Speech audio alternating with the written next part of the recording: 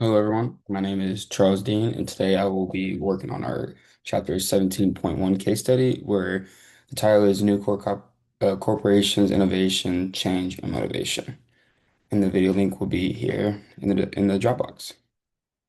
So moving forward, we have the agenda. We're going to start with the kind of the case summary of what happened in 17.1, and then we're going to follow with the three questions.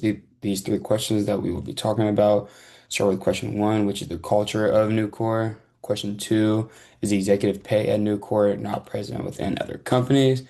And then lastly, with the questions, we have innovative solutions to problems in Nucor. And then to kind of wrap up the slideshow in this presentation, we're going to do a recap slash summary of what everything we kind of talked about and the breakthroughs that involved with it. So, starting with the case summary, I want to say there's a lot of information that I pulled in from 17.1 case study.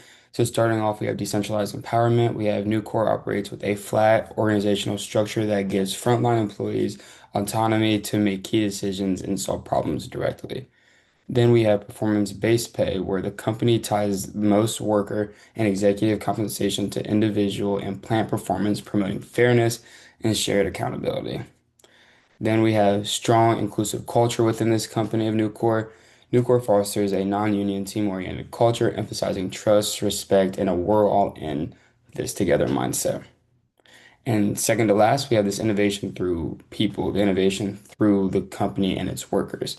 Empowered employees are encouraged to take risks, share ideas, and continuously improve operations, driving innovation from the ground up, which I think is a very empowerment thing that we all need to have. And then we have sustained success. Despite economic challenges, Nucor has remained profitable for decades by aligning motivation, culture, and strategies to support long-term performance and engagement. So as you can see the case study, Nucor is a very strong, well-performing, well-structured business.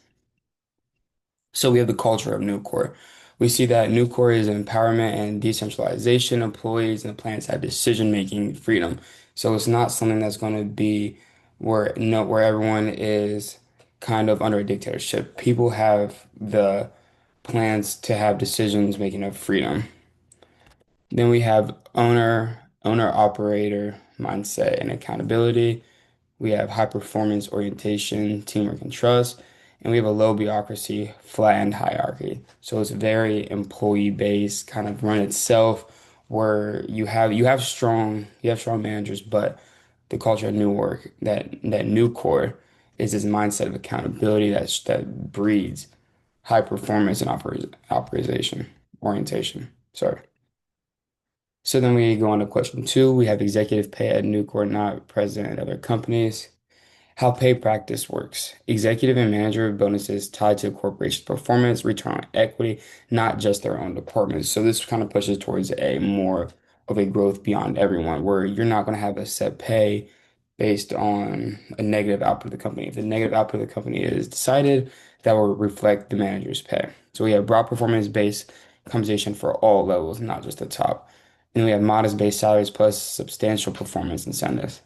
Then we have the relation to motivation aligns employees and executive interests, goal congruence, equity, fairness, perception, low pay, disparity, fosters trust. We have strengthen intrinsic and extrinsic motivation, which encourages team thinking and overall and over silos. Then we have scholarly source one. Throughout this scholarly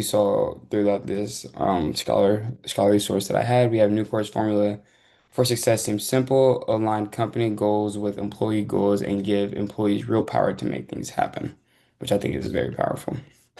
So then we have moving on to our last question, which is the innovative solutions to problems in Nucor.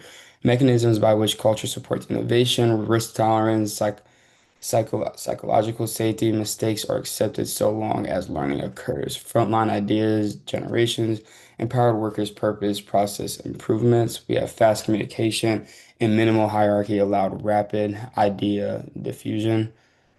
And then we have lastly cultural rituals and symbols reinforce innovations. The names of, for example, like names of in the annual report. So then this kind of leads us to the internal and external forces, internal frontline. experimentations, cross-plant communication, employee suggestions. Those are all considered something that's internal, something that was a force within the company. We have external, adoption to new technologies, competitive pressures, involving market demands. So these are all kind of innovation problems that occur innovatively in Nucor. So then we have another quote from another scholarly source that knowledge management, social dimensions, lessons from the Nucor Steel emphasizes how Nucor's culture supports knowledge sharing, continuous improvement, and a social environment conducive to innovation. So kind of like this recap we have culture empowerment is through respect and teamwork driven, that the motivation is fair, performance based, pay and builds trust with ownership, innovation, continuous improvement through frontline initiative and shared learning. We have outcome. Nucor provides that decentralized structures and value-driven leaderships can sustain profitability and engagement over decades. And so I'd like to leave you then with a quote from our Bible that says, "Whatever you do, work at it with all your heart as working for the Lord," as seen in Galatians chapter 3, verse 23. And here are my references. Thank you guys.